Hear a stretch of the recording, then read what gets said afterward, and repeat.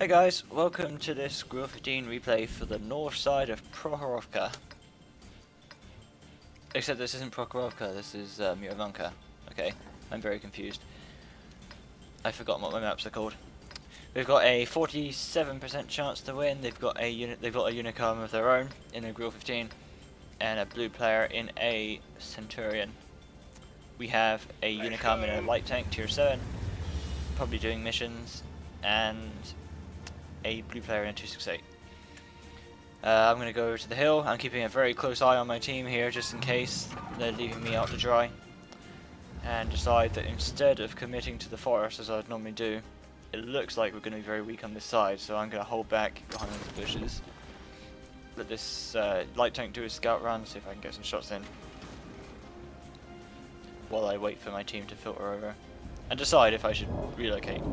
Get a shot on him. Beautiful shot. That's the amazing shell speed of the Grille 15 there being put to work. Absolute point and click.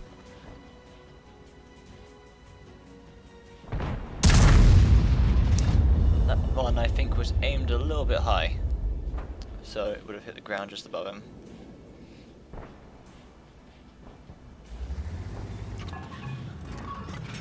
We're still weak in the forest, so I'm still staying back. And right now I'm considering my options.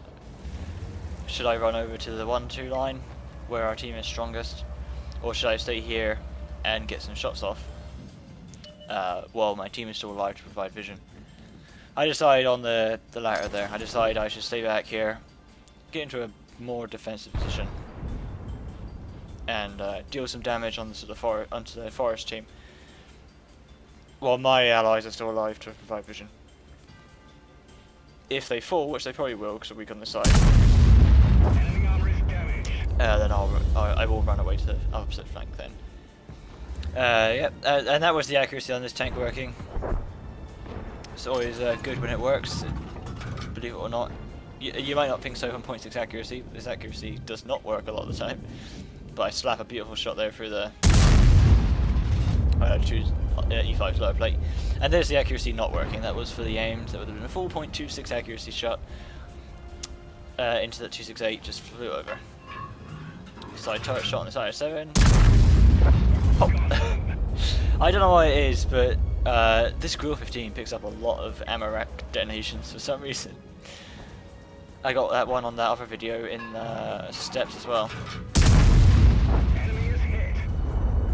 So I pull back a little bit to make sure that they're on the absolute edge of my view range, so I don't get spotted when I fire, and just keep pumping shells into these guys in the open without a care in the world. I can just sit here and rip them apart.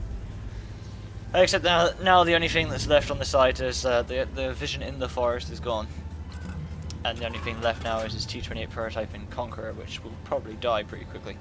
So I'm going to pull back and again get into a more defensible position, where I'm less likely to get spotted, but will still provide firing support into the forest area.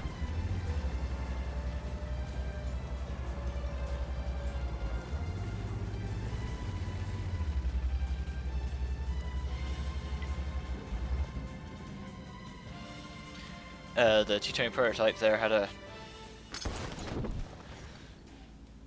nice time this game critiquing my play, as it were, critiquing my play or wondering what I'm doing.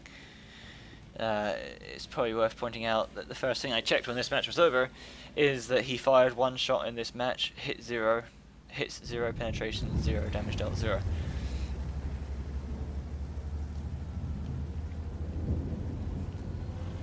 So yeah, keep that in mind when reading reading what he has to say in chat.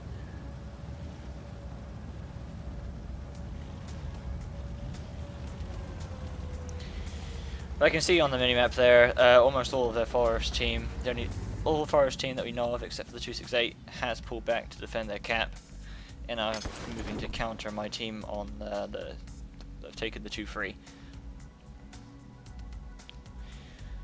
Now I don't want to go into, it could just be the 268 in there, or it could have been left open completely. I don't want to be the one charging in, because once I'm in there, I'm stuck in there. I'm not going to be able to get out. There's too many of them. They could easily just run back from their positions and crush me. But the last forest team guy, 268, has fallen back as well, which means the forest is completely left open. It's ours. And that means that we can go in there. That means that I can go in there rather and set up for some rear shots. They're all focused on the north and west area, which means I should have cleaner. I should be able to see their sides and rear. With a beautiful high DPM gun like this, that is exactly what you want. I try setting up here, but it's clearly not going to work, so I have to move up and take this high ground up here. And it just becomes a slaughter after that. 268. The open. Dead. Enemy vehicle destroyed.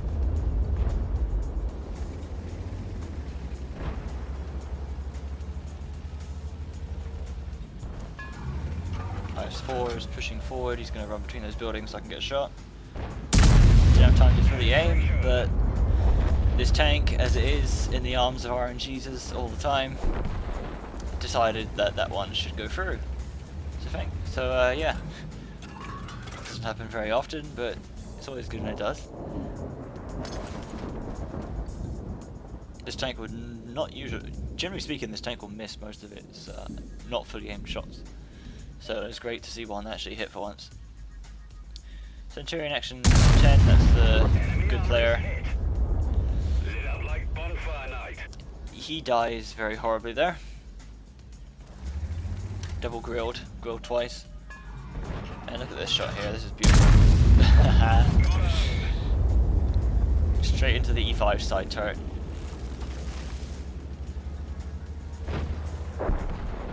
And the Conqueror. And their grill gets taken out by our bot Conqueror. Or bot level Conqueror. Yeah, that was very painless. I wasn't actually pressured. I wasn't pressured at all there. I was a little bit, and I did fall back to A4 there. It really was a case of just staying in the back for that one. Their team had a serious numbers advantage in the forest, so all I could really do there, I could, of course, have just joined the majority of my team on the 2-3, but I decided we do still have four or five allies. I still do have 4 or 5 allies in the forest, so rather than just let them die for nothing in the forest there, sit back, give some firing support, and it worked out really well. I got quite a lot of damage, especially from ammo racking that 1.8k hit point IS-7. So yeah, I went back to A4, took a more defensible position.